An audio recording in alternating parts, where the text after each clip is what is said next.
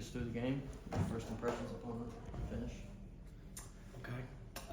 Tough game, hard fought. There's some things, if you could go back and replay them, you would want to see yourself execute a little bit better here and there, but you don't get to replay them. You have to take the results and you have to process it, and you have to get back to work on some of the things that eluded us at times tonight and be better tomorrow for it.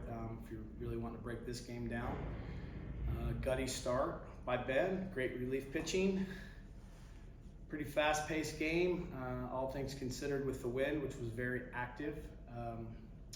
Probably one ball today that the wind impacted, that they hit down the left field line that blew back fair.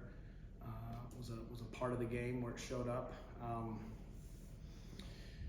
On offense, their starting pitcher is a very good pitcher. He's a high-level competitor. I compliment him, but I thought we had chances to do a little bit more than maybe what we ultimately did, and part of that is his skill and his toughness, and the other part is maybe us trying to do too much. And then we hung in there, we fought, and we gave ourselves a chance in the ninth inning with the tying run on base and a winning run at the plate, and we just didn't quite finish the deal. So got to pick up tomorrow, come back, ready to compete, 6 o'clock tomorrow night.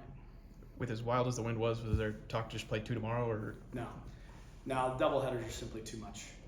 And quite honestly, as the wind died down, it was a very pleasant night and beautiful for baseball. So the wind is part of it's just part of it. I'm not sure anyone would have enjoyed playing around 1 or 2 when the gusts were at 50, but it was a beautiful night to play. It really became more of a non-factor, quite honestly. We always play with wind here.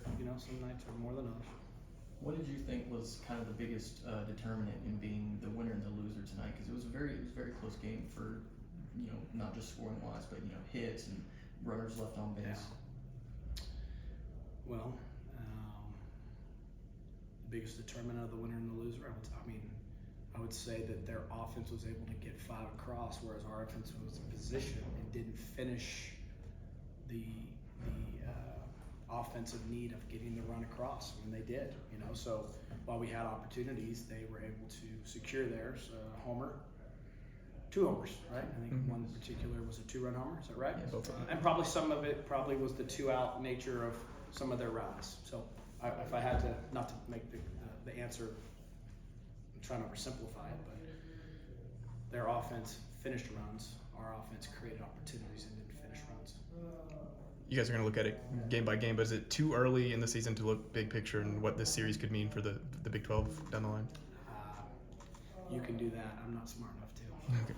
My job is to do the right things the next couple hours to prepare the team for tomorrow, and then wake up tomorrow and coach them right. I suppose somebody could, but I don't really know what good that does, because quite honestly, that's out of your control. What you can control is getting ready to play tomorrow and playing well. And that really is always the formula for a winning team that wins a championship, is they succeed in living day to day, moment to moment, and play really well in the moment. So maybe in the younger years I would have worried about those things, but it doesn't do any good to worry about something. It does a lot more good to control what you can, and that's getting ready to play tomorrow. Overall, you like how Ben performed tonight? I don't think he threw great, but I love how he competed. And I appreciate the fact that he pitched hard and competed well without great stuff. And he gave us a solid outing, and the bullpen behind him was good. So Friday night games are normally close. His heart was in it. Fearless, just maybe not quite as sharp as he needed to be.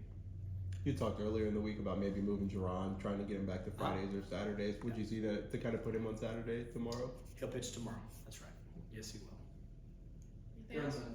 Looking at it's kind of a stupid question, but I never pitched before, so I can't really vouch for what it's like as a pitcher when you're pitching in wind like this. And you talked about Avery's performance and it being gutty. Yeah.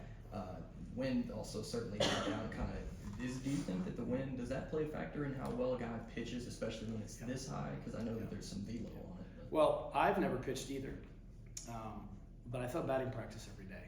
And if the wind can alter your batting practice pitching, which it did today, is pretty substantial wind. So it's an element, but here's the thing, it's blowing for both teams. And so no matter what the day brings, temperature, wind, sun, shadows, they're there for both teams. Our job, and my job as a coach, is to be so prepared that the elements cannot negatively impact us, or if they do impact the game, impact the other team more so than our team. Does it impact the game to some degree? It certainly does. Is it hard some days to pitch in that? It can be. But this beautiful stadium has a way from home plate out to the mound of being a little wind blocked in some ways. It's much more wind open from the right field cut around. So some days when you really get tight into the seating bowl, you don't feel it quite as much in your face. But again, like I said, it blows for both teams, just like the sun sticks out in the shadows and the light. So all those things are things we have to master.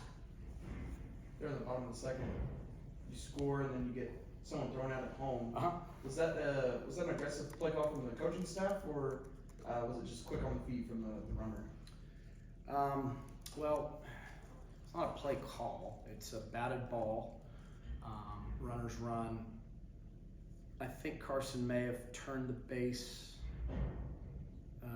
I'd have to go back and watch the film to really be able to break it down for you. But I think he may have turned the base with aggression and then may have gotten past the point of no return, or maybe potentially anticipating the throw from short back to first. But either way, it's not a great time to roll the dice, if you will. But mistakes happen. Would we like to have that one back? Certainly.